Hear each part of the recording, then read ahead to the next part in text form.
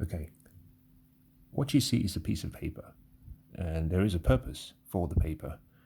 I will explain in a short while why this video is not focused on me, the speaker, and is focused on a piece of paper. So please be patient and bear with me. I looked out the window earlier on today and I observed as two young, good-looking couples arrived and stood in front of a building not very far from mine. There was a for sale sign in front of the building. As I observed, I knew just from their demeanor that they had come to view the property and they were waiting for the agent to arrive. So they had arrived a few minutes before the agent. Shortly afterwards, the agent arrived and handed them a brochure, and they walked into the property. I waited, and in a short while, they reappeared, exited the property with the agent, exchanged pleasantries, and both went their separate ways. And I thought to myself, one of the things I have observed in London in the past 4 to 6 weeks, especially during the month of September, but also the month of August, is that there has been a very significant increase in the number of properties that have been purchased in the UK, but particularly in London. Now, I will focus on London because it's a market that I understand and it's a place that I live in. The number of for sale signs has increased very significantly. There are reasons for that. One of the reasons has to do with the UK property purchase process and the taxation associated with purchasing homes. In other words, stamp duty, taxes. And I think it's boosted properties in the UK. And there are lots of people who have been, I would say, attracted or have been drawn to buying a property in this market. Now, let me return back to the couple that I started with. They inspired this video. And the reason they inspired this video was because as I looked out of the window, I wished that I could have been there with them so that they could perhaps glean from the little information or knowledge that I have with regards to what to look out for and what to do and the processes to follow, the steps you should take. Now, I would not use the word must, but this is steps that you should take before, during, and after you've actually made a decision to view or purchase a property. Now, what I would like to do is start off with an introduction. I will produce a series of very short videos like this one. My sole focus will be to describe to you and to share with you some ideas that you should perhaps consider, whether you are a first-time buyer or whether you are an experienced investor. I think you can learn. The whole idea of lifelong learning is something that we should all pursue. And I will be sharing one or two ideas that I think will be useful to everyone. Now, let me just start off this introduction by making a statement. I'd like you to think of this as a house. Now, before I go further, let me also make a suggestion. Don't accept what you hear from me. Don't reject what you hear from me either. And please do not neglect what you hear from me. I'd like you to take the information I'm about to share, think about the information. I don't want you to act on the information. I'd like you to search, read, study, glean from the knowledge of other people. Like the famous saying, even a broken clock is right twice every day. There will be something of value in what I share, but I do not want you to take what I'm sharing as the truth and nothing but the truth. I'd like you to take into account that this is from my experience. I don't have all the answers, but I believe what I will share could be useful. When you've gathered the information from other sources, compare that to what I'm sharing, and I'd like you to deductively and inductively make a decision as to what you believe is right for you. I've always believed that whatever information you get from other people, the first question you should ask yourself is, will this information, or can this information, enable me achieve my dreams and my goals? In other words, assuming this is where you are, A, and you're trying to get to point B, there is a destination that you have in mind, but there is also a direction. And in many ways, the question should be, will the information enable me move from my position A to position B? Will it help me achieve my goal? If the information you're getting takes you in the opposite direction, then I think you should reject or discard the information. Now, it could be that the information is not appropriate for you at that particular time. Nonetheless, you should also discard the information. So, do not take what I'm sharing as the only truth. I'm sharing my experiences with its flaws, with its subtleties, and in many cases, I want you to understand that anecdotal experiences do not represent the general population. In other words, what I'm going to share with you is evidence from an anecdotal experience, which is mine, but that does not mean that it represents the entire population. I'll put two caveats, which is what gives me, I won't say the authority or the right, or gives me the credentials to share this. I would simply say this. I worked in the building and construction industry as an engineer, a chartered engineer, and I had just under about 15 years of experience designing buildings,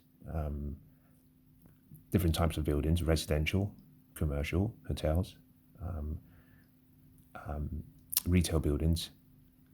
And so the whole industry of construction is something I'm very familiar with. I would also say that in the last 6 years, I have been completely focused within the finance sector. So I've moved from engineering to finances, in other words, asset management. So money management is something that I have a passion for, and it's something that I do full time now. So that there is an amalgamation of two different experiences, one engineering and the second finance. And so what I will be doing in this period, or in this session, is I will be bringing some of my knowledge from both sectors and sharing with you, in addition to what I've also learned from my mentors, from books, from study, and from general research, and vicarious learning. So it'll be a short introduction, and hopefully you find it useful. Now, let me just start by saying this. Think about this as a building. This video is primarily going to be focused on UK buildings. However,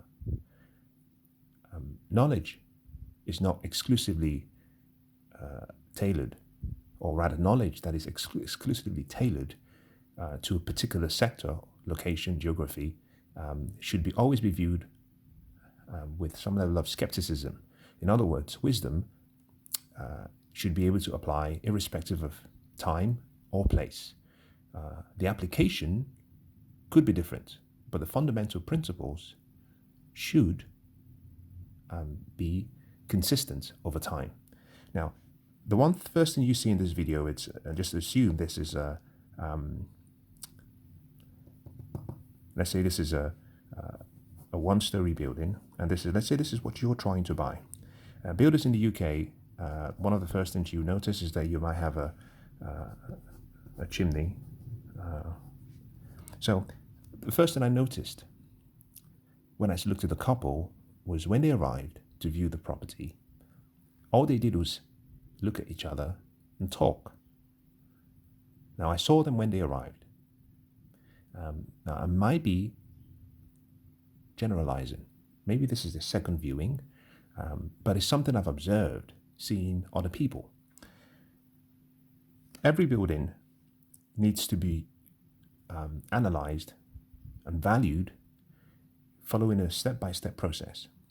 When you come to view a building, the first thing that happens is you must think about the fact that what you're buying is a structure. Within the structure are services. So, you must forgive my handwriting, structure and services. Now, this structure has to do with the substructure and then the superstructure. Substructure simply means the foundation and the ground. The superstructure has to do with the roof, the walls, the windows, doors, so anything above ground level. That simply means when you're buying a building, the first thing that you should ask yourself is, this building will be exposed to the elements, rain and sun. And so the first thing you have to understand is that the real value of the building is not what's inside, but rather what's outside. You've heard of the saying that God looks on the inside, but people look on the outside. Buying a building is something that you should not take without considerable guidance and intelligence, because sometimes it's a commitment you make for a long time, and most people commit to the properties they purchase much longer than their relationships or their marriages or civil partnerships. So some people might take a mortgage to buy a property and they hold that property for 30 years. That means a lot of knowledge and wisdom and discernment is needed to buy a property. Now, the first thing this couple did that I thought was perhaps could have been improved they should have been looking at the building to understand what they were buying. Most people generally, when they come to view a property, the focus is on the interior, not the exterior. However, the value of the property, in most cases, for general properties, I would say for properties up to a value of approximately 1 million, up to 1 million, the value is 5% interior, 95% exterior. What you're really buying is the land. Depending on where you live or where you're viewing, the land could be the most expensive. Now, as the value of the property starts to go up, the land goes up. As you approach, say, a £10 million property, then you start to find that actually the value of the interior and the interior design, what we call the fixed equipment, furniture, fixings, and equipment, start to go up. So this could then become a 90 of the exterior and a 10% of the interior. As the value of the property increases, this relationship changes. But let's assume you're buying a property up to 1 million. The most important thing is the external. It's the structure. You must focus on the building, the envelope, what covers the building. So the first thing you should do is try and understand what is the quality of the external. Now, not cosmetics. You want to understand, what type of construction is this building? Is it brick? Is it stone? What type of brick? So some UK buildings, you might have them as red bricks. So the first thing you're looking at in terms of the structure is the external, what we call the facade. in looking at the facade, the doors can be replaced. The windows can be easily replaced. You will consider those as well. But the most important thing is the structure. The next thing you want to look at is the roof. The quality of the roof tiles. What type of tiles? Look at the roof tiles and ask yourself, when were they last replaced? When would they need replacing? Now, I tend to ask people if they can to schedule their viewings on a rainy day, not a sunny day. There is a biblical or ancient story that says that there were two men. One was wise and one was not wise. And the biblical story says that the wise man built his house on the rocks. In other words, he built it on a good substructure, on a good foundation. And the other man built his house on the sand. And he says that when the elements, in the wind, the rain came, that the house that was built on the sand could not withstand the external elements. So it fell to pieces. But the house that was built on the rock, because it was built on a strong foundation, was able to withstand the external influences. So one of the things you want to start off by asking is, what day of the week? Now, you can't choose the weather, and you can't say what the weather will be when you're ready to view a property. But if you could, you're better off not viewing the property when it's sunny, because when it's sunny, it's very deceptive. I imagine that these two men who built their houses, they may have built their houses when it was beautiful. Summer, it looked great. Everything looked as though it would be fine. However, we have seasons, and the wise man understood that there are seasons. Nothing stays the same. Seasons come, seasons go. So he had the foresight and the wisdom to build his house in such a way that it could withstand any season. You want a rainy day valuation or viewing so that you can see the condition of one of many things. The rainwater pipe, in other words, all this rain that comes to the roof needs to be collected. It's collected via pipes that go all the way down, and it's transmitted through pipes underneath the street. So what you want to observe is, number one, the condition of these pipes, rainwater pipes, wherever they might be. Why? Because if the rainwater pipes are not working properly, it means the water will be coming down the structure, the brick, and that causes very, very serious problems. In other words, sometimes the cost that you bear for not doing your due diligence, in many cases, will far exceed the deposit you might pay. So, for example, let's say you're buying a property and you're putting down 10% deposit and 90% loan from a bank.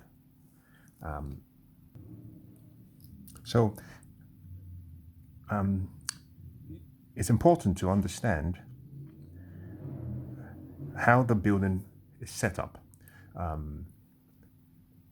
What I've drawn here is a completely detached building. And so when you come to view a property, one of the first questions you want to try to understand is, what is the age of the property? What is the construction of the property? Age, the question is it a period building? In the UK, we have buildings that are called period buildings. Is it a Georgian building? Is it a Victorian? Is it an Edwardian building? Or is it a post-period building? And that helps you understand the age. In addition to that construction, you want to understand the location, because the soil type decides or affects the amount of movement you might have in the property. Now, I've been talking about structure of the building. It's important to understand whether it's brick or stone or whatever construction might be. Most buildings, depending on the age, could be solid brick. It could have a pitched roof, like what I've drawn. It might have, clay tile roofs, roof tiles. Then you then look into, when you get into the property, you can look at the floor, whether it's timber joists and how it's spanned, and then the external works or external walls. The most important thing I'm trying to explain is that you have to be more attentive and intuitive to the externals of the building.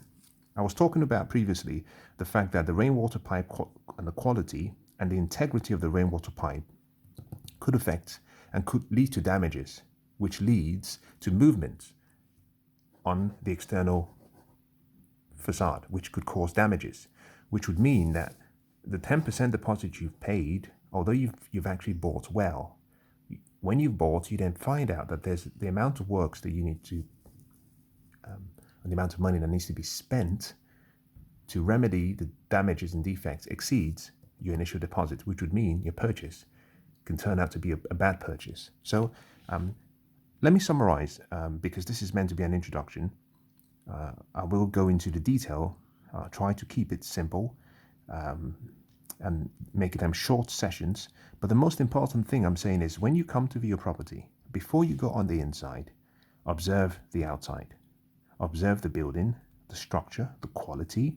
I talked about doing a viewing on a rainy day, because you can see the condition, the quality of the landscape. Is it well drained? The roof, are there any leaks externally or internally? You can see the chimney, which most people do not pay attention to. In other words, has it been damaged? The brick construction, does it need to be repointed? Does it need to be replastered? Is the integrity of the chimney questionable? In other words, is there so much work needed to restore the chimneys? All of this are very important, and I will explain in the subsequent sessions why. Most important thing to take out of today is, when you come to view or buy a property, it's important not to focus too much on the inside, because the inside can be easily changed. The outside is all you get. Let me say that again. The inside can be easily changed. Give me a cave with some ventilation, and I can create a very comfortable space. So if you have good design in terms of interior designers and good engineers who can, provide heating, cooling, ventilation, lighting, and fire prevention, you can design a cave to be very comfortable. So the inside is not the problem. These are all cosmetics. The outside, you don't get to change. Unfortunately, depending on where you're buying, there could be buildings where you are not allowed to change the external fabric, with the exception of changing the windows or the doors. You might be living in a location where you might be allowed to make alterations or extensions to the rear or to the front, but they'll be very minor extensions. So the most important thing in purchasing a property is the structure. It's understanding, one, the location, so you can understand the value of the land, the structure, the integrity of the structure, the quality, the type, the age of the structure, and then finally, the interior. Now, this is where I will stop today. And in conclusion, let me start with what I started with. Or rather, let me conclude with what I started with, which was the two couples that came to view the property had no interest in the outside. They did not look at the building in relation to understanding the adjacencies. In other words, assuming this to be the building in terms of a plan from the aerial view, there was another building to the side. There was another building to the side. The building had a front porch and it had an entrance. And this was a front garden.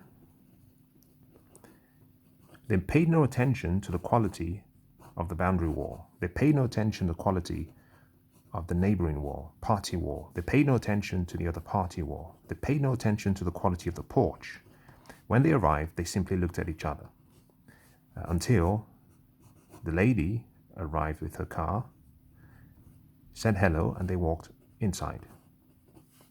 And I'm saying they made the first mistake. They should have arrived early so that they could inspect and critically appraise the structure, the surrounding, the quality of the ground, the amount of landscape works needed to restore this, the quality of the rainwater pipes, the quality of the roof, the quality of the chimneys,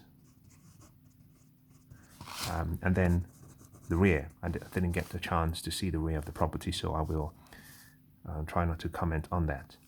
And I suspect, like most people, they went inside and they would make a judgment based on the internal.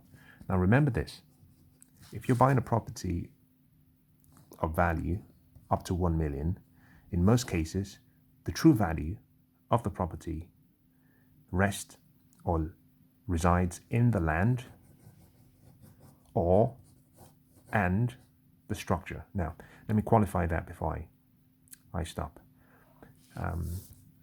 In the subsequent sessions, I'm going to talk about what we call freehold or leasehold, what we call fee simple. In other words, you own the land upon which the building resides. You can be a freeholder and own the land, but also own the building. Or you can be a freeholder and only own the land, but you lease the building. Or you might just be buying simply the leasehold. You buy a 99-year lease for a building. Irrespective, the most important thing to recognize is for properties up to 1 million, 95% or more of the value resides in the land and the structure itself, not the internal. Everything on the inside can easily be renovated, can be replaced. So what this means is if you're buying a property worth 500,000, and let's say that's the actual intrinsic value, what I am saying is that what's on the inside, the cosmetics, could only be worth 50,000.